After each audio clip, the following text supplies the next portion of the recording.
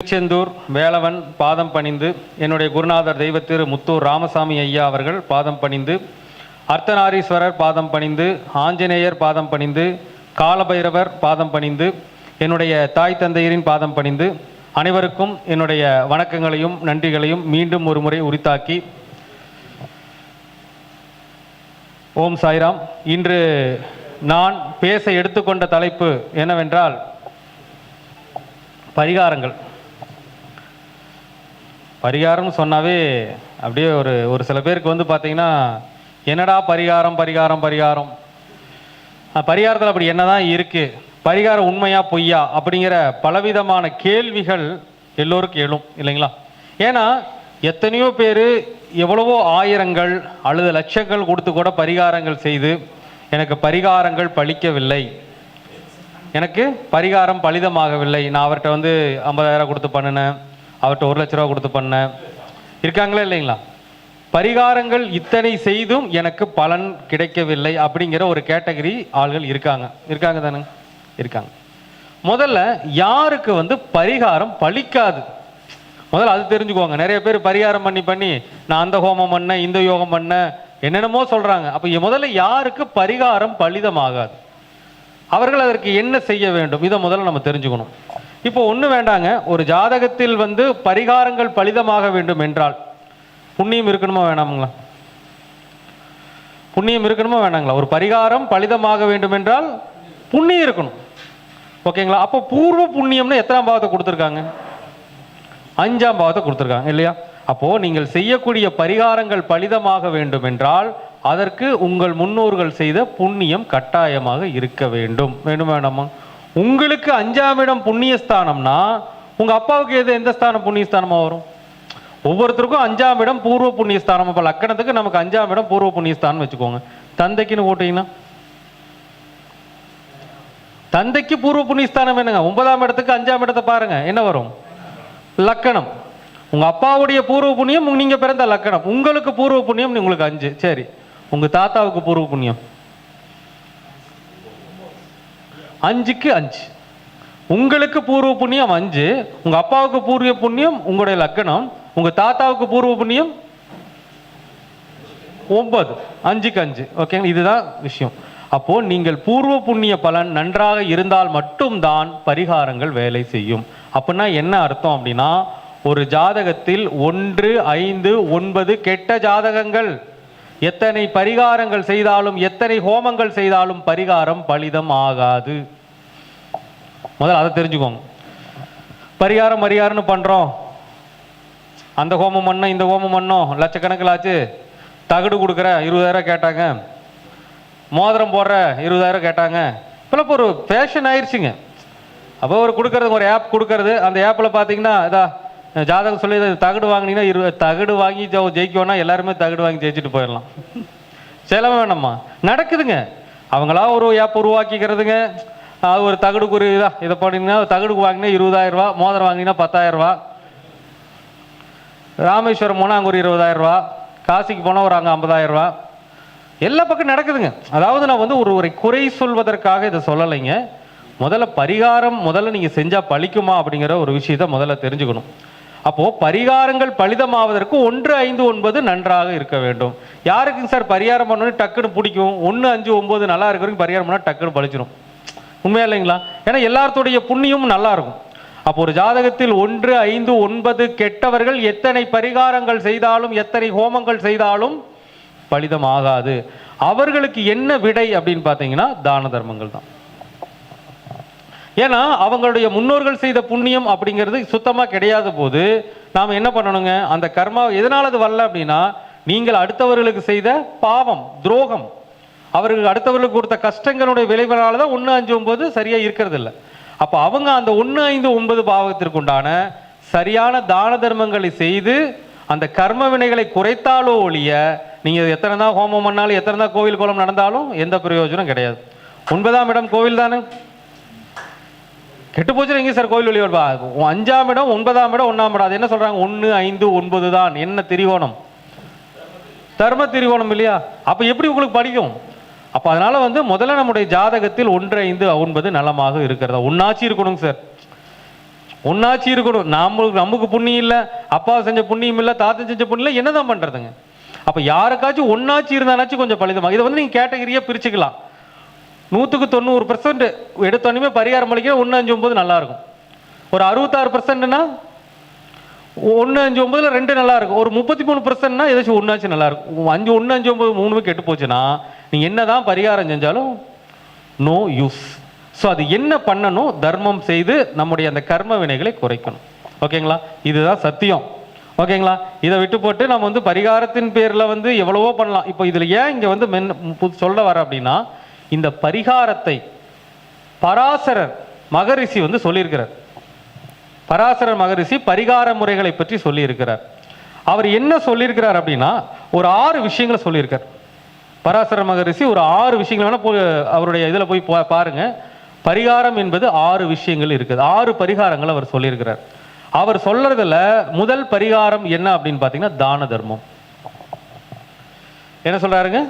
தான தர்மம். இந்த அவர் சொன்ன 6 பரிகாரத்தில் முதல் நிலை பரிகாரம் என்னன்னா தான தர்மத்தை செய்தல். அப்போ உங்களுடைய கர்ம வினைகளை குறைக்கிறதுக்கு எப்படி இருந்தாலும் ஒரு ஜாதக கட்டத்தில் 12 பாக்ஸ் தான், அதுக்கு முன்னாடி எக்ஸ்ட்ரா இருக்க போகிறது கிடையாது. 12 கட்டம் தான். அந்த 12 கட்டத்தில் ஏதாவது ஒன்று கெட்டு போச்சுன்னா அந்த கட்டத்திற்கு உண்டான விஷயங்களுக்கு சரியான வாழ்வியல் பரிகாரங்கள், அதான் தான தர்மம் தான் வாழ்வியல் பரிகாரங்கிறது. சரிங்களா? அப்போ அவர் சொல்ற விஷயம் தானம் செய்யுங்கள் அப்படிங்கிறத முதல் பரிகாரமாக சொல்லியிருக்கிறார். 2வது என்ன சொல்லியிருக்காருன்னா தியாகம் செய்யுங்கள். தானம் செய்யும் போது கர்ம வினைகள் குறைது. தியாகம் செய்யுதுன்னா தன்னை வருத்தி கொள்ளுங்கள் அர்த்தம். அது எப்படி சார் தன்னை வருத்தி கொள்றது? இப்போ நிறைய பேர் நம்ம சொல்றாங்க, மேக்சிமம் நம்ம ஊர்ல பாத்தீங்கன்னா இது ஒரு கலாச்சாரமாவே இருந்துட்டு இருக்கும். பார்த்துருக்கீங்க கிராமப்புறத்துல இன்றும் சனிக்கிழமை விரதம் இருக்கிறவங்க இருக்காங்களா இல்லையா? ஏன்னா சனி பகவான் கர்ம வினைகளை குறைப்பதில் மிகவும் வல்லமை வாய்ந்தவர் இல்லையா? கர்மகாரகனே அவர் தான். அப்ப சனிக்கிழமை விரதம் இருப்பது என்பதும் நீங்க நினைச்சுக்கலாம் ஏதோ சும்மா நம்ம இருந்துக்கிறோம் அப்படி இல்லை. அதெல்லாம் ஒரு மெய்ஞானம், உண்மையான ஒரு மெய்ஞானம் அது. அப்போ அவர் சொல்ற பராசர மகரிஷி சொல்றதுல 2வது பரிகாரம் என்ன? உங்களை தியாகம் செய்து கொள்ளுங்கள். அப்போ அதுக்கு என்ன தியாகம்னா என்னெல்லாம் பண்ணலாங்க? விரதம் இருக்கலாம், மௌன விரதம் இருக்கலாம். அடுத்து என்ன பண்ணலாங்க? செருப்பு போடாம நடக்கலாம் இல்லைங்க? தன்னை வருத்தி கொள்ளுதல் அப்படின்னு அர்த்தம். செருப்பு போடாமல் நடக்கலாம், தரையில படுத்து தூங்கலாம், பண்ணலாம் இல்லைங்களா? அப்போ எந்த அளவிற்கு, அதாவது தன்னை வருத்தி கொள்ளுதல் தியாகம் சொல்ல. ரொம்ப உங்களுக்கு முடியல, குடும்ப பிரச்சனை, குடும்பத்துட்டு வெளியே போ. ஒரு 2 வருஷம் உங்களுக்கு டைம் சரியில்லை, தயவு செஞ்சு 2 வருஷம் வெளியே போயிருங்க. இதெல்லாம் தியாகம் செய்தல். அவர் மகரிஷி சொல்றது அதான் சொல்றாரு. பராசரர் 2வதுல என்ன சொல்றாருன்னா, முதல்ல உங்களை தியாகம் செஞ்சுக்கோங்க, என்ன பண்ணிக்கோங்க, நீங்கள் உங்களை வருத்தி கொள்ளுங்கள் அப்படின்னு சொல்றாரு. அது வந்து சயின்ஸ் இல்லைங்க சார், மெய்ஞானம். சயின்ஸ் எல்லாம் அப்புறம், மெய்ஞானம் அப்படிங்கிறத புரிஞ்சுக்கோங்க. ஒருத்தர் வந்து வருத்தி கொள்வதன் மூலமாக அவருக்கு நன்மைகள் நடக்கும். உங்க ஜாதகத்துல குரு பகவான் கெட்டு போயிட்டார், ஓகேங்களா? என்ன பண்ணுங்க? வியாழக்கிழமை விரதம் இருங்க, உங்களை வருத்தி கொள்ளுங்கள். அந்த குரு சார்ந்தமான உணவுகளை எடுத்துக்காதீங்க. குருவுக்கான உணவு என்னதுங்க? கொண்டக்கடலை, உருளைக்கிழங்கு, வாயு உணவுகள், நெய் எடுக்காதீங்க. அப்போ முதல்ல உங்களை நீங்க வந்து என்ன பண்ணுங்க? தியாகம் செய்து பழகிக்கிங்க. அப்போ ஒரு மனிதனுடைய வாழ்க்கையில் கெட்ட கிரகங்களை, அதற்கான தான தர்மங்களையும் செய்து கொள்ளுங்கள், அதற்கான விஷயங்களை தவிர்த்து விடுங்கள். தவிர்த்தாட்டே தியாகம் செய்யறதா இருக்கும். அப்போ அவர் சொல்றதுல 2வது விஷயம் என்னன்னா தியாகத்தை செய்யுங்கள் அப்படின்னு சொல்றார். முதல்ல தானத்தை செய்யுங்கள், 2வது தியாகத்தை செய்யுங்கள் அப்படின்னு சொல்றார். அடுத்து 3வது விஷயம் என்ன சொல்றார் அப்படின்னு பாத்தீங்கன்னா, அதாவது முறையான இறை வழிபாட்டை செய்யுங்கள். முறையான இறை வழிபாட்டை செய்யணும், இறைவனுக்கு அபிஷேகம் செய்யுங்கள் அப்படின்னு சொல்லியிருக்கார். முறையான இறை வழிபாட்டை போய் அந்த எந்த ஆலயமோ அந்த ஆலயத்துக்கு போய் ஒரு முறையான இறை வழிபாட்டை செய்யுங்கள் அப்படின்னு சொல்லியிருக்கார். அப்போ இதெல்லாம் சாதாரணமான விஷயம் கிடையாதுங்க சார். இப்போ நம்முடைய தமிழ்நாட்டில் வந்து எத்தனை சிவன் கோவில் இருக்கு, எத்தனை பெருமாள் கோவில் இருக்கு. இந்த மாதிரி அம்சம் உலகத்துல எங்கேயும் கிடையாது. அவ்வளவு கோயில்கள் நிறைந்த ஒரு பூமி நம்முடைய தமிழ்நாடு. அதுக்கே நம்ம பெருமைப்பட்டுக்கணும். அப்ப இந்த ஸ்தலங்கள்ல பாத்தீங்கன்னா நீங்க வந்து புராணங்கள் போய் பார்க்கணும். சும்மா நீங்க வந்து முன்னோர்கள் வந்து நீங்க ஒன்றும் சாதாரணமான ஆட்கள் கிடையாது. அவங்க வந்து நமக்காக கொடுத்து வச்சிருக்கிற விஷயம் அவ்வளவு விஷயங்கள் இருக்கு. இதுல வந்து பாத்தீங்கன்னா தமிழ்நாடு முழுவதும் அவ்வளவு கோவில்கள் இருக்குது. ஒவ்வொரு கோவில்களிலும் புராணங்கள் என்பது இருக்கிறது. அந்த புராணங்களுடைய அடிப்படையில் ஒவ்வொரு கோவிலிலும் அந்த சிவபெருமானால் ஒரு சில பிரச்சனைகள் தீர்க்கப்பட்டிருக்கிறது. அப்ப அந்த கோவிலில் அந்த உங்களுடைய ஜாதகத்தில் இருக்கக்கூடிய அந்த பாவத்துக்கு தகுந்த மாதிரி ஒரு சில விஷயங்கள் அங்கே தோஷ நிவர்த்தியாக இருக்கும். இப்போ உதாரணமா சொல்றோம் அப்படின்னு பார்த்தீங்கன்னா, ஒரு ஜாதகத்துல செவ்வாய் சரியில்லை அப்படின்னு வச்சுக்கோங்களேன். ஒரு ஜாதகத்துல செவ்வாய் பகவான் சரியில்லை அப்படின்னா, இந்த செவ்வாய் பகவானுடைய தோஷம் விலகுவதற்கென்று அற்புதமான கோவில் ஒன்று இருக்கு. சரிங்களா? சூட்சமபுரீஸ்வரர் கோவில்னு ஒன்று இருக்கு. சரிங்களா? தமிழ்நாட்டில் சூட்சமபுரீஸ்வரர் அப்படிங்கிற ஒரு ஊர் இருக்கு, ஒரு கோவில் இருக்கு. அந்த கோவில் வந்து பார்த்தீங்கன்னா சிறுகுடி அப்படிங்கிற ஒரு ஊரில் இருக்கு. ஓகேங்களா? சிறுகுடியில் மங்களேஸ்வரர் அப்படிங்கிற ஒரு பேர். அந்த சிறுகுடியில் வந்து போனீங்க அப்படின்னா அங்கே செவ்வாய் சம்பந்தமான எந்த தோஷம் வந்தாலும் நிவர்த்தி ஆகிடும். இது அனுபவபூர்வமாக நம்முடைய கிளைண்ட்ஸை போய் அதை அனுப்பிச்சு வெற்றி பெற்ற ஒரு கோவில் அந்த கோவில். சத்தியம். சிறுகுடி மங்களேஸ்வரர் கோவிலுக்கு செவ்வாய் சம்பந்தமான எந்த தோஷங்கள் இருந்தாலும் அங்கே போனால் நிவர்த்தி ஆகும். ஏன்னா அந்த புராணவர்த்தை வந்து நம்ம படிக்கும்போது அந்த மாதிரி விஷயங்கள் நமக்கு நடந்திருக்கு. அதே மாதிரி பார்த்தீங்கன்னா, இப்போ உதாரணமாக சார் எனக்கு உடம்புல காய்ச்சல், எனக்கு தீராத வயிற்று வலி, இந்த மாதிரி எனக்கு ஒரு இட பிரச்சனை, ஒரு வீட்டு பிரச்சனை, இந்த மாதிரி பிரச்சனை இருக்கிறதுக்கும் தீக்கிறதுக்கும் ஒரு கோவில் இருக்கு. மதுரைக்கு அந்த பக்கத்தில் சோழவந்தானுக்கு பக்கத்தில் ஒரு கோவில் இருக்கு. இது புராணத்துக்கு நம்ம படிக்கும்போது அவங்க என்ன சொல்றாங்க அப்படின்னா, ஒரு உடல் சூட்டை வந்து தனித்த ஒரு ஒரு ஒரு கடுமையான ஒரு உடல் சூடு இருந்து அந்த உடல் சூடு தனிந்த ஒரு இடம் அது. அப்ப 4ஆம் இடங்கிறது என்னங்க? சுகஸ்தானம் இல்லையா? அப்ப இந்த மாதிரி ஒரு எல்லா விஷயங்களும் கொடுத்துருக்காங்க சார். நீங்க வரலாறுகளை படியுங்கள், அந்த புராணங்களை படியுங்கள், நீங்க அனுப்புங்க, ஜெயிக்கிறாங்க சார், ஜெயிக்கிறாங்க. அப்போ வந்து அவங்க அந்த பராசர மகரிஷி சொன்னதுல அந்த 3வது விஷயம் அப்படிங்கிறது என்னதுங்க?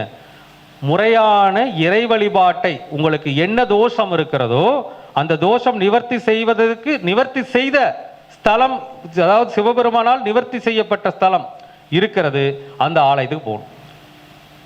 ஓகேங்களா? அவர் ஆலயத்துக்கு போய் அபிஷேகம் பண்ண சொல்றார். 3வது என்ன சொல்றாருங்க? ஆலயத்துக்கு போய் அபிஷேகம் செய்ய சொல்கிறார். இது 3வது பரிகாரம். அடுத்து 4வது பரிகாரம் என்ன சொல்றார் அப்படின்னு பார்த்தீங்கன்னா, எப்பவுமே வந்து பார்த்தீங்கன்னா எப்பொழுதும் அந்த இறைவனுக்கு உண்டான நாமங்களை சொல்லிக்கொண்டே இருங்கள். என்ன சொல்றாரு? இறைவனுக்கு உண்டான நாமங்களை சொல்லிக்கொண்டே உச்சரித்து கொண்டே இருப்பது. இப்போ உங்களுக்கு நம்ம ஜாதகத்தில் 9 கிரகத்தில் ஒரு கிரகமாச்சும் நல்லா இல்லாமே சார் போயிடும். சில பேர் சார் எனக்கு 9 கிரகம் கெட்டு போச்சு, அதுக்கு நாம் ஒன்றும் பண்ண முடியாது, அதுக்கு தான தர்மம் தான் தீர்வு. அப்போ 9 கிரகத்தில் ஒரு கிரகமாவது நன்றாக இருக்கும் தானே. ஒரு ஜாதகத்தில் சூரியன் நல்லா இருக்கிறவங்க என்ன பண்ணலாம்? சிவன் நாமங்களை ஓம் நம சிவாய மந்திரங்கள் சொல்லுங்க. சந்திரன் நல்லா இருக்குதா? அம்பாள் ஸ்லோகங்கள் சொல்லுங்க. சொல்ல இல்லைங்களா? செவ்வாய் நல்லா இருக்குதா? முருகப்பெருமான் ஸ்லோகங்கள் சொல்லுங்க. புதன் நல்லா இருக்கா? ஓம் நமோ நாராயண மந்திரங்கள் சொல்லுங்க. குரு பகவான் நல்லா இருக்காரா? தட்சாமூர்த்தி குருமார்கள் மந்திரங்கள் சொல்லுங்க. அடுத்து சுக்கிரன் நல்லா இருக்கிறாரா? மகாலட்சுமி ஸ்லோகங்கள் சொல்லுங்க. சனி பகவான் நல்லா இருக்கிறாரா? ஐயப்பன் ஸ்லோகங்கள் சொல்லுங்க. ராகு பகவான் நல்லா இருக்காரா? காளி ஸ்லோகங்கள் சொல்லுங்க. கேது பகவான் நல்லா இருக்காரா? விநாயகர் ஸ்லோகம் சொல்லுங்க. இது ஒன்றும் பெரிய விஷயம் கிடையாது. கூகுளில் போய் சர்ச் பண்ணீங்கன்னா ஒவ்வொரு தெய்வத்துக்கும் நாம யோகங்கள் இருக்கிறது, அது உச்சரிப்புகள் இருக்கிறது, தாராளமாக சொல்லிக்கலாம். அப்போ பராசர மகரிஷி சொல்ற அடுத்த விஷயம், 4வது விஷயம் என்னன்னா, உங்களுக்கு உண்டான யோகமான இறைவனுடைய அந்த கிரகத்திற்கான அதிதேவதை அந்த இறைவனுடைய நாமங்களை சொல்லுங்கள் அப்படிங்கிற 4வது அதை சொல்றார். 5வதாக எதை சொல்கிறார் என்றால், புண்ணிய நதிகளில் நீராடுதல் அப்படிங்கிறார். இப்போ நம்ம கிராமப்புறங்கள் எல்லாம் பார்த்தீங்கன்னா, நீங்கள் எந்த கிராமத்தில் போய் பார்த்தீங்கன்னாலும், இப்போ நம்ம ஊரில் உதாரணமாக நம்ம ஊர் சைடில் எடுத்துக்குவோம், கண்டிப்பாக அந்த ஊர் மக்கள் வருஷத்துக்கு ஒரு அந்த கொடுமுடி போயிடுவாங்க, பார்த்துருப்பீங்க. அந்த ஊர் விழாவுக்காக அந்த தீர்த்தம் எடுக்கிறது கொடுமுடி போவாங்க, பார்த்துருக்கீங்களா? கண்டிப்பாக போவாங்க. இந்த ஊர் எல்லாருமே போவாங்க, கொடுமுடியில் போய் தீர்த்தம் எடுப்பாங்க. என்ன பண்ணுவாங்க? போயிட்டு அந்த கொடுமுடி அந்த காவிரியில் நீராடிட்டு தான் வருவாங்க. அதுக்கு தான் புண்ணிய நீராடல், புண்ணிய சேத்திரம். அதாவது கடல்லையும் இருக்குது, ஆறும் இருக்கு. இப்போ கொடுமுடிக்கு முன்னால் வந்து கொடுமுடி அந்த 3 யார் இருக்காங்க? சிவன், பிரம்மா, விஷ்ணு. அந்த சன்னதிக்கு முன்னால் போய் நீங்கள் வந்து நீர் இதானீங்கன்னா என்ன ஆகும்? கண்டிப்பாக உங்களுடைய கர்ம வினைகள் குறையுங்கிறார் அவர். என்ன சொல்றாருங்க? கர்ம வினைகள் குறையுங்கிறார். அப்போ நீங்க அதாவது கடல் புண்ணிய சேத்திரம் எங்க இருக்குதுங்க? ராமேஸ்வரம் இருக்கு, திருச்செந்தூர் இருக்கு. அது மாதிரி புண்ணிய கஷேத்திரங்களில் புண்ணிய நதிகளில் நீராடுங்கள் அப்படிங்கிற என்ன சொல்றாருங்க? புண்ணிய நதிகளில் நீராடுங்கிற. இது 5வது விஷயம். 6வதாக எதை சொல்கிறார் என்றால், ஏன்னா நீங்க புண்ணிய நதிகளில் நீராடும் பொழுது உங்களுடைய கர்ம வினைகள் குறையும். அதிலும் எக்ஸாக்டா அப்படின்னு பார்த்தோம் ரொம்ப பவர் திருச்செந்தூர் முருகனுடைய கடல். திருச்செந்தூர் முருகனுடைய கடல்ல போய் நீங்க நீராடினீங்கன்னா உங்களுடைய கர்ம வினைகள் கட்டாயமாக குறையும். ஏன்னா அது குருஸ்தலம், அவ்வளவு ஒரு வைப்ரேஷன் இருக்கக்கூடிய ஒரு ஸ்தலம், அது கண்டிப்பா உங்களுடைய கர்ம வினைகள் குறையும். ஓகேங்களா? அப்போ முதல் 5, 6வதா ஒன்று இருக்கு. அது என்ன அப்படின்னா நீங்க சொல்ற ஹோமம் யாகம். இந்த ஹோமம் யாகத்தின் மூலமாக என்ன மாதிரி விஷயங்கள் உங்களுக்கு கர்ம வினை குறைஞ்சுன்னா கர்ம வினை எல்லாம் குறையாது. ஹோமம் யாகத்தினால என்ன நடக்கும்னா அது வந்து நெருப்பு இல்லைங்களா, அந்த நெருப்பு தானே ஹோமம் யாகங்கிறது. உங்களோட உடம்பில் இருக்கக்கூடிய தீய சக்திகள் வெளியேறும், உங்களுடைய மனதில் இருக்கக்கூடிய தீய சக்திகள் வெளியேறும், உங்களுடைய வீட்டுக்குள் இருக்கக்கூடிய தீய சக்திகள் கெட்ட சக்திகள் எல்லாம் வெளியேறும். அதாவது மனமும் உடலும் தூய்மையாகும் அப்படிங்கிறதா ஹோமத்துக்கும் யாகத்துக்கும் பலன். உண்மையா இல்லைங்களா? நம்முடைய மனமும் உடலும் தூய்மையாகும் அப்படிங்கிறதுக்கு தான் ஹோமத்துக்கு உண்டான பலனோ தவிர ஒரு ஜாதகத்துல ஹோமமும் யோகமுமே எல்லா பிரச்சனையும் சரி பண்ணாது. இது எதுக்காக சொல்ல வச்சுன்னா இத்தனை விஷயம் சொல்லியிருக்காருங்க. நம்ம ஜோதிடர்கள் இப்ப பண்ற விஷயம் என்னதுங்க? ஹோமம் யாகம். ஏன்னா இதில் தானே படத்தை பெரிய லெவலில் வந்து எடுக்க முடியும். அதானே சார் நடந்துட்டு இருக்கு. ஹோமம் 50,000, 1 லட்சம், ஒரு ஆள் சொல்றாரு 1,40,000 ஆகும், ஒரு ஆள் சொல்றாரு எந்த பரிகாரம் இருந்தாலும் 60,000 ஆகும். நடக்குதா இல்லைங்களா? வந்து மக்கள் விழிப்புணர்வோடு இருங்கள் தான் சொல்றாங்க. ஹோமங்கள் யாகங்கள் உங்களுக்கு சார் ஒன்றும் இல்லை சார், ரொம்ப நாளாக எனக்கு உடம்புல பிரச்சனையாகவே இருக்கு.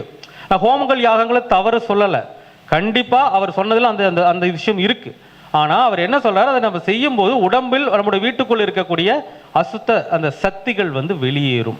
நம்ம உடலும் மனமும் தூய்மையாட்ட அடுத்து என்ன ஆகும், நமக்கு ஒரு ஒரு செயல்பாடுகளுக்கான ஒரு பலம் நமக்கு வந்து அதிகரிக்கும். அதுக்காகத்தான் ஹோமம் யாகமோ தவிர ஹோமம் யாகம் மட்டுமே அத்தனை விதமான விஷயங்களை சரி பண்றது கிடையாது. இப்போ ஹோமம் பண்ணும்போது இயற்கையாக நீங்க பாருங்க என்ன பண்றாங்க, நிறைய மூலிகைகள் உள்ள போடுறாங்க.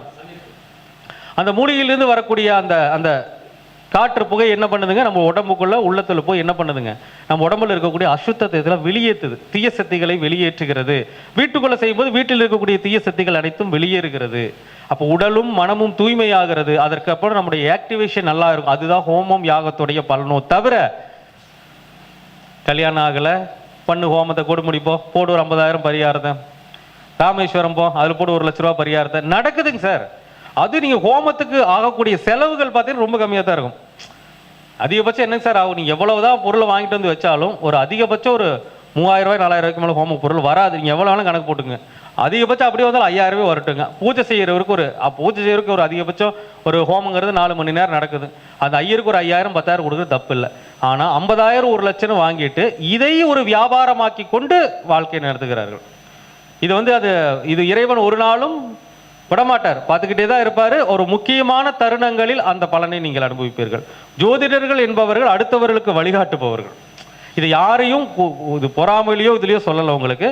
அவர் சொன்ன விஷயங்கள் இத்தனை பரிகாரங்கள் இருக்குதுன்னு சொல்றேன். ஹோமங்கள் யாகங்கள் மட்டுமே கிடையாது, இதை தாண்டி நான் எத்தனை விஷயம் சொன்னேங்க, 6 விஷயம் சொல்லியிருக்கேன் இல்லைங்களா? இந்த 6ல் உண்மையாகவே உங்களுடைய பூர்வ ஜென்ம கர்ம வினைகளை முழுமையாக குறைக்கக்கூடிய தன்மை தானத்திற்கு உண்டு, இறைவனுடைய அபிஷேகத்திற்கு உண்டு. அது அதற்கு உண்டான ஸ்தலங்களில் போய் நம்ம அபிஷேகம் பண்ணும்போது அதனுடைய 2க்கு தான் முதல்ல உண்டு. அடுத்து உங்களை வருத்தி கொள்ளும் போதும் உண்டு, புண்ணிய நதியில் நீராடும் போதும் உண்டு. ஓகேங்களா? அடுத்து இந்த இறைவன் நாமங்களை உச்சரிக்கும் பொழுதும் உண்டு. நான் கடைசியாத்தான் யாகத்தையும் ஹோமத்தையும் சொல்லுவேன். சரிங்களா? அதுக்காக வந்துங்க யாகம் ஹோமம் தப்பு இல்லை, அதுவும் அவர் சொன்னது தானே, பராசரர் சொல்லித்தான் இருக்கிறார். அதுவும் ஒரு பரிகாரம். ஆனால் அந்த ஒரு விஷயம் மட்டுமே அத்தனை கர்ம வினைகளையும் குறைக்காது. எந்த பாவகத்திற்கு எப்படி பரிகாரம் செய்ய வேண்டுமோ அப்படி செய்தால்தான் அதனுடைய கர்ம வினைகள் குறையும். ஓகேங்களா? அதனால வந்து நம்ம இது ஈஸி தான், ரொம்ப ரொம்ப ஈஸி தான். ஒன்றும் ஒரு விஷயம் ஒன்றும் வேணாங்க சார். ஒரு ஜாதகத்தில் உதாரணமாக சொல்லுங்க, ஒரு ஜாதகத்தில் ஒரு பாவகம் கெட்டு போச்சு, என்ன பண்ணுறது? அடுத்த கேள்வி அதான உங்களுக்கு. இப்போ சார் ஓகே சார், இப்போ எப்படி சார் நம்ம வந்து விஷயம் ஒரு பரிகாரத்தை செய்யறது அப்படின்னா ஒன்றும் வேணாங்க. ஒரு ஜாதகத்தில் ஒருத்தருக்கு வந்து ஒரு 5ஆம் பாவம் கெட்டு போச்சு, ஒரு ஜாதகத்தில் 5ஆம் பாவம் கெட்டு போச்சு. இப்போ ஒரு லக்கணம்னு வச்சுக்கோங்களேன், ஏதாவது ஒரு லக்கணம் வச்சுக்கோங்க. உதாரணமாக வந்து ஒருத்தர் மேஷ லக்கணம்னு வச்சுக்கோங்க. காலபுருஷனுடைய முதல் லக்கணம் இன்னைக்கு வேறு அஸ்வினி வேறு ஓடிக்கிட்டு இருக்குது. இன்னைக்கு என்ன ஓடிட்டு இருக்குதுங்க? அஸ்வினி நட்சத்திரம் ஓடிட்டு இருக்குது. இன்னைக்கு நமக்கு எத்தனாவது கருத்தரங்கம் ஓடிட்டு இருக்குது? 33வது கருத்தரங்கம் வந்து ஓடிட்டு இருக்கு. இன்னைக்கு அஸ்வினி நட்சத்திரம் அப்படிங்கிறது சந்திரன் பயணிக்கிற நட்சத்திரம். அதான் சொல்றேன். இன்னைக்கு சந்திரன் வந்து வர்க்கோத்தமம். உண்மை இல்லைங்களா? இப்போ எடுத்து பாருங்க, அஸ்வினி 2 அதில் தான் வந்து சந்திரன் போயிட்டு இருக்காரு. அதான் வர்க்கோத்தமாகும். உங்களுக்கு எப்படி ஆகும்? அஸ்வினி 2 வர்க்கோத்தமம் ஆகாது. அஸ்வினி 1 இல்லை, தொடங்கும் போது 1 வர்க்கோத்தமம். இன்னைக்கு வந்து தொடங்கும் போது அஸ்வினி 1 வர்க்கோத்தமம். அப்போ அந்த வர்க்கோத்தம நிலை இன்னைக்கு இருந்துச்சு, அது ஒரு பக்கம், அது அப்படியே இருக்கட்டும். ரெண்டாவது வந்து இன்னைக்கு வந்து 33வது கருத்தரங்கம் இல்லைங்களா? 33னா எத்தனைங்க? 6னா என்னங்க? கிரகம் யாருங்க? சனி பகவான். அப்போ நம்ம எப்பவுமே சனிக்கிழமை தான் மீட்டிங் வச்சிருக்கிறோம், உண்மைதானுங்க? எப்பவுமே சனிக்கிழமை தான் மீட்டிங் வச்சிருக்கிறோம். இது வந்து 33னாவே 6 சனி பகவான் வந்துடுறாரு. அது எப்பவுமே அப்படின்னா தான் சார் வரணும் அப்படின்னு யோசிக்க வேணாம். 33 6 சனி ஒர்க் அவுட் ஆகுதுங்களா? இன்னைக்கு சனி பகவான் இருப்பது உத்திரட்டாதி நட்சத்திரத்தில். நம்முடைய 33வது கருத்தரங்கம் சனி பகவானுடைய சொந்த நட்சத்திரத்தில் நடைபெறுகிறது. சுயசாரம் புஷ்கர நவாம்ச பாதத்தில் இருக்கு, இருக்கா? எடுத்து பாருங்க. சனி பகவான் இன்னைக்கு புஷ்கர நவாம்சத்தில் இருக்காரு. 33வது கருத்தரங்கம் சனிக்கிழமை நாள் தான் பொதுவாக நடக்கும். 3னா 6னா சனி, சனிக்கிழமை நடக்குது. அது சனி பகவானுடைய நட்சத்திரத்தில் புஷ்கர நவாம்சத்தில் இருந்து தன்னுடைய வேலையை செஞ்சுட்டு இருக்காரு. சனி பகவான் எப்பவுமே புஷ்கர நவாம்சத்தில் இருந்துருவாரா? இல்லை சனி பகவான் எப்பவுமே உத்திரட்டாதியில் இருந்துருவாரா? இருக்க மாட்டார் இல்லைங்களா? அந்த கிழமை அது ஜாயிண்ட் ஆகிறது வந்து அவ்வளோ சீக்கிரத்தில் ஜாயிண்ட் ஆகாது. அப்போ இன்னைக்கு நடத்தும் போது சனி பகவான் புஷ்கரத்தில் இருக்கிறார். அப்போ வந்து சனி பகவானுடைய முழு ஆசீர்வாதம் நமக்கு கிடைத்து கொண்டு இருக்கிறது அப்படிங்கிறத யாராலையும் மறுக்கவே முடியாது. ஏன்னா நம்மளாம் சனி பகவானுடைய கட்டுப்பாட்டில் இருக்கிற ஜோதிடர்கள், சரிங்களா? அந்த நேர்மையினுடைய வழியில் வந்து போகக்கூடிய நபர்கள், பரிகாரத்திற்குன்னு பணம் பறிக்காத நபர்கள். அதை முதல்ல நம்மளுடைய கருத்தரங்கத்தில் நான் பதிவு பண்ணிக்கிறேன். எங்கே போய் எந்த ஒரு கேட்டாலும் நம்ம வந்து ஜோதிடத்தில் ஒரு ஐயர் நம்பர் கூட நான் கொடுக்க மாட்டேன். ஐயர் நம்பர்லாம் கிட்ட இருந்தாலும் கொடுக்க மாட்டேன். ஏன்னா நாம் ஒரு ஐயர்கிட்ட அனுப்புறா கூட என்ன செய்கிறாங்க? ஏதோ இவருக்கு அது கமிஷன் இருக்கும் போல் இருக்கு. அதனால் அந்த வேலைக்கே போகிறது கிடையாது. பலனை சொல், பரிகாரத்தை சொல். அவர்கள் செய்வதும் செய்யாதது அவர்களுடைய விஷயம், அவங்களுடைய என்ன சொல்ல கர்மா. நாம் அதுக்குள்ள ஈடுபட வேண்டாம். வழியை காட்டுவது மட்டும்தான் நம்முடைய குறிக்கோளாக இருக்கிறது. இதையே வியாபாரமாக்குவது நம்முடைய குறிக்கோள் கிடையாது, சரிங்களா? ஓகே, நான் இது வந்து எதுக்காக சொல்றேன்னா, பரிகாரங்களில் பல விதங்கள் இருக்கிறது. அதில் வந்து நம்ம எதை தேர்ந்தெடுத்து செய்வது. இப்போ நான் சொன்னேங்க, 5ஆம் பாவம் ஒருத்தர் கெட்டு போச்சு. ஒருத்தர் மேச லக்னத்தில் பிறந்துட்டாங்க. 5ஆம் இடம் யார் வரும்? சூரியன் கெட்டு போயிடுச்சு. என்ன சார் பண்றது? 5ஆம் இடம் சூரியன் கெட்டு போயாச்சு. அப்ப 5ஆம் இடம் அப்படிங்கிறது எதை சொல்லும்? பூர்வ புண்ணியத்தை சொல்லும். பரிகாரம்னு போகும்போது எதை சொல்லும்? குழந்தைகளை சொல்லும். 5ஆம் இடம் குழந்தைகள் சொல்லுமா? முதியோர்களை சொல்லும். 5ஆம் பாவம் தான் முதியோர். 5ஆம் பாவம்னா தாத்தன் தானே. 5ஆம் பாவம் குழந்தைங்கிறீங்க, 5ஆம் பாவம் தாத்தன் தானே. லக்கணத்துக்கு 9ஆம் இடம் அப்பா, அப்பாக்கு அப்பா தாத்தா தானே. அப்ப 5ஆம் இடம் தாத்தாவையும் குறிக்கும். அப்ப தாத்தா வயதுடையவர்கள் யார்? 60 வயசுக்கு மேல இருக்கிறவங்க. அப்போ முதியோர்களையும் குறிக்கும் 5ஆம் பாவகம். 5ஆம் பாவகம் என்பது குழந்தைகளையும் குறிக்கும். குறிக்குமா குறிக்காதுங்களா? அப்போ அதுலயே காரகத்துவத்தை எடுங்க. 5ஆம் இடம் சூரியன் யாரு? பொதுவாக காரகத்துவத்தில் அப்பா. உங்களுடைய அப்பா வயதுடையவர்கள் அப்படின்னு எடுத்துக்கலாம் இல்லையா? உங்க அப்பா வயதுடையவர்கள், அந்த வயதுனா ஒரு முன்ன பெண் இருக்கலாம். உங்க அப்பாவுக்கு 60 வயசு ஆகணும், ஒரு 60-65 இருக்கக்கூடிய அந்த அப்பா வயதை ஒத்த அந்த என்ன சொல்றாங்க அந்த நபர்களுடைய என்ன பண்ணலாங்க? உதவிகள் செய்யலாம். செய்ய முடியாதுங்களா? 5ஆம் இடம் ஞாயிற்றுக்கிழமை அன்னைக்கு என்ன செய்யலாம்? அவங்களுக்கு ஹெல்ப் பண்ணலாம். ஒரு ட்ரெஸ் வாங்கி கொடுங்க. ஒரு முதியோர்களுக்கோ அல்லது குழந்தைகளுக்கு என்ன பண்ணுங்க? ஒரு ட்ரெஸ் வாங்கி கொடுங்க. அவங்களுக்கு சாப்பாட்டுக்கு தேவையான ஏதாச்சும், சூரியன்னா என்னது? கோதுமை உணவு. அப்போ கோதுமை உணவு வாங்கி கொடுங்க. அல்லது அவங்களுக்கு ஏதாச்சும் ஞாயிற்றுக்கிழமை செருப்பு ஏதாச்சும் இது கொடுங்க, ட்ரெஸ் கொடுங்க. ஆரஞ்சு கலர் ட்ரெஸ் கொடுங்க. எடுத்துக்கோங்க. நீங்க பரிகாரங்கள் நம்ம எடுக்கிறதா ஒன்றும் பெருசான அந்த மாதிரி செஞ்சுக்கிட்டே இருக்கலாம். அந்த மாதிரி செய்யலாம். வேற என்ன பண்ணலாம்? சூரியன் கெட்டு போயிடுச்சு. சூரியனா என்னது? மருந்துக்கான கிரகம். மருந்துக்கான கிரகம் தானே. காரகத்துவத்தையும் எடுங்கள். மருந்துக்கான கிரகம் தானே. எத்தனையோ நோய்வாய்ப்பட்டவங்க எத்தனையோ பேர் இருப்பாங்க. நோயாளிகளுக்கு மருந்து மாத்திரை வாங்கி கொடுங்க. கொடுக்கலாம் தானே? கொடுக்கலாம். இன்னும் வர இருங்க, நிறைய இருக்குது. சூரியன் அப்படின்னா ஒளி கிரகம். கண் பார்வையற்றவர்களுக்கு உதவி செய்யுங்க. செய்யலாம் தானே? செய்ய முடியாதுங்களா? கண் பார்வையற்றவர்களுக்கு உதவி செய்யலாம். அதே மாதிரி சூரியன் 5ஆம் பாவ அதிபதி அப்படிங்கிறதுனால பொதுவாக வந்துங்க இந்த குலதெய்வம் கோயில் 5ஆம் இடம் பூர்வ புண்ணியத்துடைய பலன், குலதெய்வத்துடைய அனுகிரகம் 5ஆம் இடத்துல தான் இருக்கு. அந்த குலதெய்வத்தில் பூஜை பண்ணுவாங்க இல்லையா? குலதெய்வம் கோயிலில் பூஜை பண்ணுவாங்க. அவங்க குடும்பத்துக்கு அவங்களுக்கு ஏதாச்சும் ஹெல்ப் பண்ணுங்க. எவ்வளவோ விஷயம் இருக்குது. குழந்தைகள் 5ஆம் இடம் குழந்தைகளுக்கு உணவு கொடுங்க, ட்ரெஸ் கொடுங்க, குழந்தைகளுக்கு படிப்புக்கு தேவையான உதவிகள் செய்யுங்க. செய்யலாமா இல்லையா?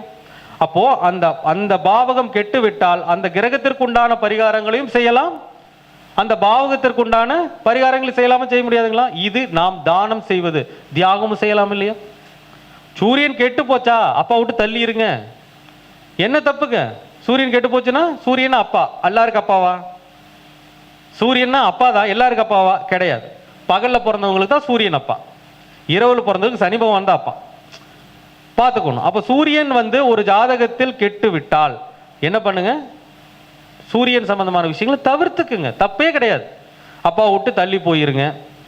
அடுத்து என்ன பண்ணலாம், சூரியனுக்கு உண்டான உணவுகள் சாப்பிடாதீங்க. சூரியனுக்கு உண்டான உணவுகள் எது? கோதுமை உணவுகள் தவிர்த்துடுங்க. சூரியனுக்கான நிறம் என்ன? ஆரஞ்சு நிறத்தை தவிருங்க. செய்யலாமா செய்ய முடியாதுங்களா? ஒரு பெரிய உலக அதிசயமா? நான் சூரியனுக்கு உண்டான கிழமை என்ன? ஞாயிற்றுக்கிழமை விரதம் இருங்க. இது ஒன்று தான் சார் கஷ்டம்.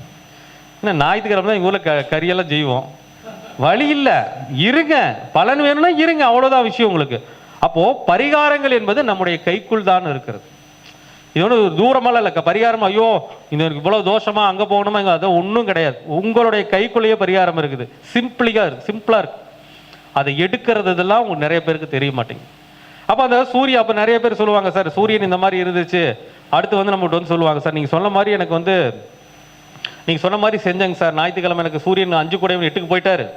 உதாரணமாக சொல்கிறேங்க, மேஷ லக்கணம் 5 கூடையும் 8க்கு போயிட்டாரு. நீங்கள் சொன்ன மாதிரி பரிகாரம் சொன்னேன், எனக்கு மறுபடியும் கஷ்டம் நிறைய ஆயிடுச்சுங்க சார்மாங்க. அது எப்படி தெரியுங்களா ஆயிருக்கும்? ஜாதகத்தில் சூரியன் வந்து அவயோகியாக இருந்திருப்பார்.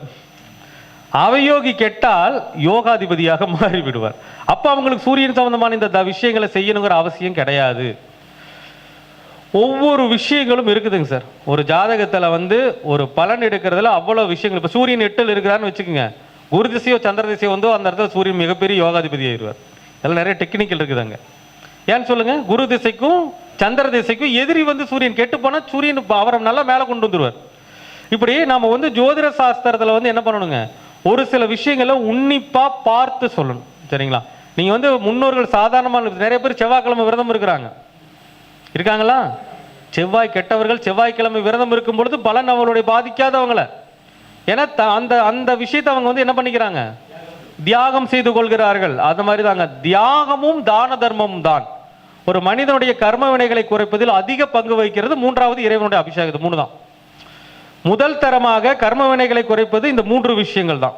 ஒன்று தானம், இன்னொன்று தியாகம், 3வது அந்த தோஷத்திற்குண்டான இறைவனுடைய வழிபாடு. அது தமிழ்நாட்டில் எங்க இருக்கு? சரிங்களா? அது நம்ம அது கூர்மையாக கவனிச்சிங்கன்னா கண்டிப்பாக உங்களுக்கு வந்து பிரச்சனை வராது. இப்போது இன்னொரு விஷயங்கள்னா, நான் வந்து நிறைய விஷயங்கள் அதில் வந்து நம்ம அதை ஒவ்வொருத்தருடைய அனுபவங்களை நம்ம வந்து ஷேர் பண்ணணும். ஒரு ஜாதகத்தில் புதன் எப்படிப்பட்ட சூழ்நிலையில் கெட்டு போயிருந்தாலும், முக்கியமாக எனக்கு வந்து பணப்பிரச்சனை, எனக்கு குடும்ப வாழ்க்கையில் பிரச்சனை, அதை வந்து புதன் தரார் அப்படின்னா அந்த புதன் தோஷத்தை நிவர்த்தி செய்வதற்கு அருமையான ஸ்தலம் ஒன்று இருக்குது. திருக்காளிமேடு சத்தியவரதேஸ்வரர் காஞ்சிபுரத்தில் இருக்கு.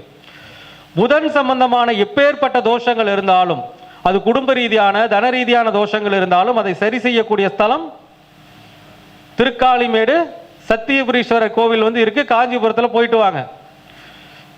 குரு சம்பந்தமான எவ்வளவு தோஷங்கள் இருந்தாலும் அதை நிவர்த்தி செய்வதற்கு ஒரு ஸ்தலம் இருக்குது. திருத்துறையூர் சிஷ்ட குருநாதர் ஒருத்தர் இருக்கார், விழுப்புரம் பக்கத்தில். அப்போ ஒவ்வொரு இடத்துலையும் ஒவ்வொரு தோஷங்களை நிவர்த்தி செய்யக்கூடிய ஸ்தலம் என்று இருக்கிறது.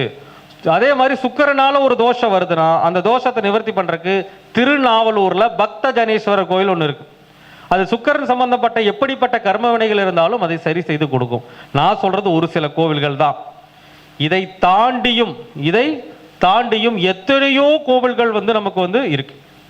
சரிங்களா? அதே மாதிரி பார்த்தீங்கன்னா இன்னொரு கோவில் கூட இருக்குதுங்க. அதாவது சனி பகவானால ஏற்படக்கூடிய தோஷத்தை நீக்கிறது கூட ஒரு கோவில் இருக்கு. திருக்கூடலை ஆற்றூர் நர்த்தன வல்லபேஸ்வரர்னு ஒரு கோவில் இருக்கு. திருக்கூடலை ஆற்றூர் நர்த்தன வல்லபேஸ்வரர் கோவில் ஒன்று இருக்கு. அது சனி பகவான் தோஷத்தையும் நிவர்த்தி பண்ணும், சுக்கிர பகவான் தோஷத்தையும் நிவர்த்தி பண்ணும். ஏன்னா அங்க வந்து ஒரு நாய், அதுல வந்து ஒரு நாய் சம்பந்தமான ஒரு சொறி நாய் ஒன்று வந்து அதற்கு விமோச்சனம் கொடுத்த ஸ்தலம் அது. சனி பகவான் யாருங்க? பைரவர் தானே. அப்ப அந்த இடத்துல ஒரு விஷயம் இருக்கு. சனி பகவான் ஏற்படக்கூடிய எவ்வளவு பெரிய தோஷங்கள் இருந்தாலும் திருக்கூடலை ஆற்றூர் நர்த்தன வல்லபேஸ்வரர் கோவில் சரியாகும். இப்படி பார்த்தீங்கன்னா நம்ம முதல்ல, ஏன்னா எவ்வளவோ கோவில் இருக்குங்க சார். நான் சொன்னது ஒரு 4-5 கோவில்கள் தான். 4-5 கோவில்கள் தான். எவ்வளவோ கோவில்கள் வந்து நம்ம தமிழ்நாட்டில் அற்புதமாக கொடுத்துட்டு போயிருக்காங்க. இந்த மாதிரி ஒரு அம்சம் தமிழ்நாட்டை தவிர உலகத்தில் எங்குமே இல்லை என்பதில் நாம் பெருமை கொள்ளலாம். தமிழனாய் பிறப்பதற்கு தவம் செய்திருக்க வேண்டுமடா அப்படிமாங்க. அந்த மாதிரி அவ்வளவு, ஏன்னா அவ்வளவு தென்னாடுடைய சிவனே போற்றி, சிவன் கோவிலும் முருகன் ஆலயம் நிறைந்த ஒரு ஸ்தலம் நம்முடைய தமிழ்நாடு அப்படிங்கிறதுல நீங்க புண்ணியம் செஞ்சிருக்கோங்க சார் தமிழ்நாட்டில் பிறந்திருக்கு. அப்படிப்பட்ட அத்துணை விசேஷங்களையும் கொண்ட நம்முடைய தமிழ்நாட்டில் அவ்வளவு தோஷங்களையும் நிவர்த்தி செய்வதற்கென்றும் ஸ்தலங்கள் இருக்கிறது. சரிங்களா? அப்பதான் சொல்றேங்க, 3 விஷயங்களில் நம்முடைய கர்மா குறையும். இந்த 3 விஷயம். அடுத்து நீங்கள் வந்து இறைவனை தியானம் செய்தல், அது எந்த கிரகம் நல்லா இருக்குதோ அதை பார்த்து பண்ணிக்கலாம். புண்ணிய நீராடுதல், அதுவும் வந்து தோஷத்தை குறைக்கக்கூடியது வல்லமை தான். யோகங்கள், இந்த ஹோமங்கள் எல்லாம் உங்களுடைய உடம்பில் இருக்கக்கூடிய தீய சக்திகள், அந்த மனசுக்குள் இருக்கிறது, அந்த வீட்டுக்குள்ள இருக்கிற அத்தனை தீய சக்திகளை வெளியேற்றி உங்களுடைய செயல்பாடுகளை பிரகாசமாக்க உதவுகிறது. அடுத்த ஸ்டெப்பு நீங்கள் கர்மவினை குறைக்கிறதுக்கு நெக்ஸ்ட் ஸ்டெப்புக்கு தான் போகணும். ஓகேங்களா? அப்போ இந்த பராசர மகரிஷி சொன்ன இந்த 6 விஷயங்களில் எதை நாம் செய்ய வேண்டும், எதை பிடிக்கணும்? இப்போ அந்த இடத்துல மக்களுக்கு நிறையா கேள்வி என்னன்னா, நம்ம எதை செய்யறதுன்னு தெரியறதில்ல அவங்களுக்கு. எதை செய்தால் பித்தம் தெளியும் அப்படிங்கிறதான் வந்து ஓடிக்கிட்டு இருக்கிறாங்க. அப்போ எதை செய்தால் நமக்கு நல்லது நடக்குமோ அதை சரியாக செய்தீர்களானால் உங்களுடைய ஒவ்வொருடைய வாழ்க்கையும் பராசர மகரிஷி சொன்ன வார்த்தைகளுக்கு கண்டிப்பாக ஒரு மகத்துவம் உண்டு. ஆக நீங்கள் ஒவ்வொருவரும் உங்கள் ஜாதகத்தில் இருக்கின்ற கர்ம வினைகள் என்ன என்பதை அறிந்து அதற்கேற்றவாறு நம்முடைய பராசர மகரிஷி சொன்ன விஷயங்களை கையாண்டு அந்த பராசர மகரிஷியினுடைய அனுகிரகத்தை பெற்று ஒவ்வொருவரும் உங்களுடைய வாழ்வில் உள்ள இருள் நீங்கி ஒவ்வொருவரும் ஒரு மிகப்பெரிய ஒரு உயர்வை அடைய வேண்டும் என்று கூறி என்னுடைய சிற்றுரையை நிறைவு செய்து கொள்கின்றேன். நன்றி, வணக்கம், வாழ்க வளமுடன்.